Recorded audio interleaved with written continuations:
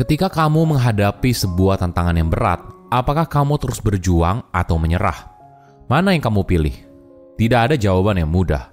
Di satu sisi, kamu terus berjuang karena kamu merasa ini pilihan yang lebih baik dalam jangka panjang. Ketekunan dan tekad yang kuat seringkali menjadi prediktor sukses yang lebih baik daripada kecerdasan atau bakat. Tapi di sisi lain, ketika kamu menyerah, kamu jadi punya kesempatan untuk mencoba peluang lain. Dalam konsep ekonomi, ide ini dikenal sebagai opportunity cost. Setiap uang, waktu, dan usaha yang kamu habiskan pada satu hal, maka kamu tidak bisa habiskan pada hal lain. Jadi, di dunia di mana tersedia begitu banyak peluang, menyerah menjadi pilihan yang logis. Karena menyerah bukan hanya meninggalkan apa yang sudah kamu kerjakan, tapi mengarahkan dirimu pada tujuan yang lebih baik. Halo semuanya, nama saya Michael. Selamat datang di channel saya, Sikutu Buku. Kali ini saya akan bahas dilema seorang dalam perjalanan menuju sukses. Apakah dia harus tetap berjuang atau menyerah ketika menghadapi tantangan yang berat? Seseorang yang menyerah seringkali dicap negatif, entah dianggap malas, tidak sabar, atau takut gagal. Masyarakat juga melihat seorang yang menyerah sebagai seorang yang gagal, dan kita selalu dianjurkan untuk terus berjuang dan tabah menghadapi semua tantangan yang muncul. Tapi, apakah terus berjuang merupakan pilihan yang tepat? Apakah orang yang menyerah adalah orang yang gagal? Sebelum menjawab pertanyaan ini, mungkin ada beberapa pertanyaan penting yang perlu kamu ajukan ke dirimu sendiri dulu. Apa sumber daya yang kamu miliki sekarang? Bagaimana toleransimu terhadap rasa sakit? Apakah ada alternatif lain? Ketiga pertanyaan ini mungkin bisa memberikanmu perspektif yang lebih luas daripada sekedar terus berjuang atau menyerah. Perlu disadari, hidup yang kita jalani adalah milik kita sendiri. Kita yang berhak menentukan hidup seperti apa yang ingin kita jalani. Jangan biarkan kata-kata orang lain atau pengaruh orang lain menentukan hidupmu seperti apa.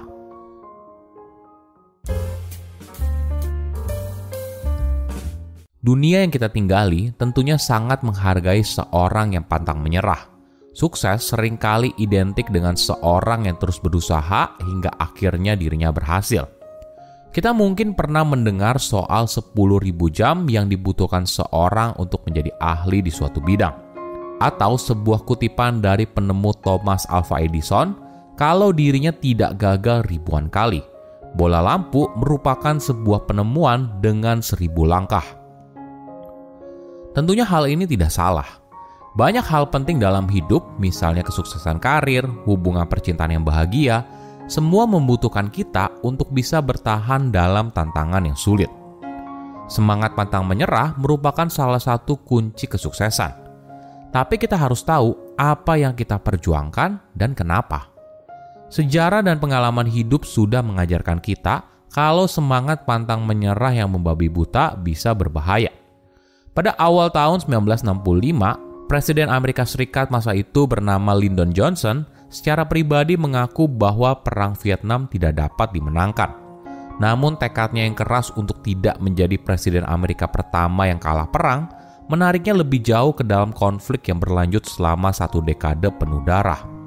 Atau dalam ranah pribadi, coba pikirkan, kapan kita terakhir kali bertahan dalam situasi dan kondisi yang buruk, hanya karena kita tidak mau kehilangan apa yang sudah ada sekarang atau kita takut kalau masa depan justru lebih buruk. Pertimbangkan kamu ingin menjadi siapa dan kemana kamu ingin pergi. Menyerah mungkin merupakan pilihan yang sulit, namun seringkali juga merupakan pilihan yang berani.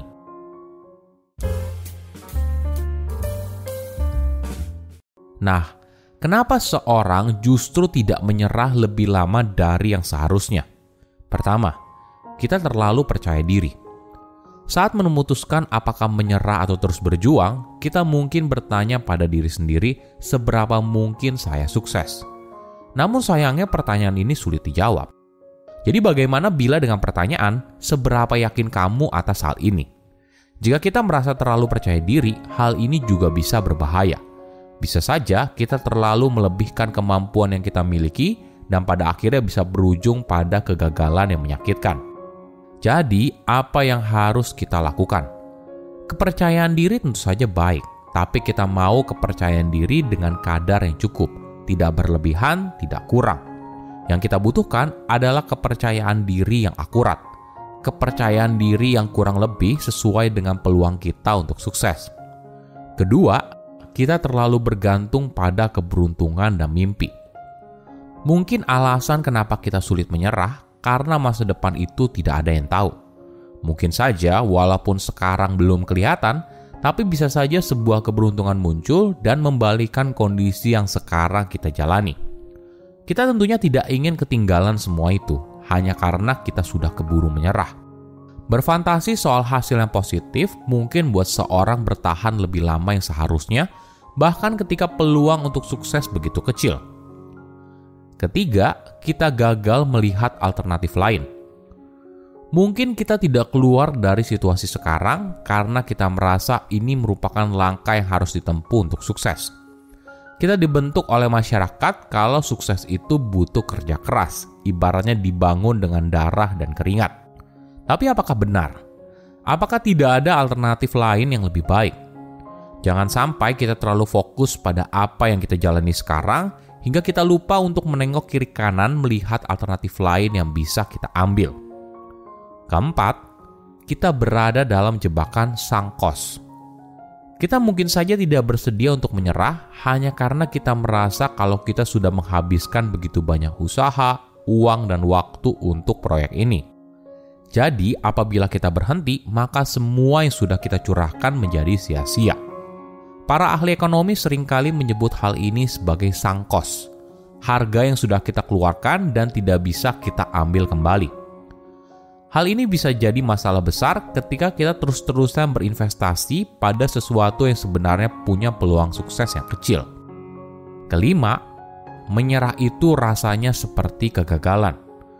Kita mungkin merasa ragu untuk menyerah karena takut dicap sebagai orang yang gagal. Apa yang orang lain pikirkan tentang saya? Masa gitu aja nyerah sih? Dulu saja saya yang hidupnya lebih susah nggak nyerah. Kita mungkin mendengar ungkapan seperti itu. Orang lain berusaha membandingkan hidupnya yang jauh lebih susah, tapi mereka masih berjuang. Well, ya nggak masalah. Itu kan hidup mereka, bukan hidup kamu. Kamu berhak menentukan hidupmu mau seperti apa. Tidak perlu membandingkan dengan kesusahan hidup orang lain. Penting untuk selalu mengingatkan diri kalau menyerah bukan tanda kalau kamu lemah atau gagal. Ini merupakan bentuk kemawasan diri. Kamu tahu apa yang bisa dan tidak bisa kamu lakukan. Di sisi lain, pantang menyerah bukan artinya terus-terusan berjuang, tidak peduli tantangan apa yang dihadapi. Tapi pantang menyerah artinya kamu berani mengambil pilihan yang sulit dan tangguh dalam menghadapi kemunduran. Ingat, dunia itu bukan soal hitam putih. Tidak ada hal yang selamanya baik dan tidak ada hal yang selamanya buruk. Ketika kamu berusaha memahami sudut pandang yang lain, kamu jadi punya nuansa untuk memilih apa yang tepat buat kamu. Cara yang lebih baik justru jadilah orang yang fleksibel dalam mengambil sebuah keputusan. Secara rutin menganalisa pilihan yang kamu miliki dan bersedia untuk pindah haluan ketika dibutuhkan. Saya rasa ini pilihan yang lebih baik daripada sekedar hanya memilih antara terus berjuang atau menyerah. Silakan komen di kolom komentar pelajaran apa yang kalian dapat ketika tahu informasi ini. Selain itu, komen juga mau tahu informasi apa lagi yang saya review di video berikutnya. Saya undur diri, jangan lupa subscribe channel YouTube Sikutu Buku. Bye-bye.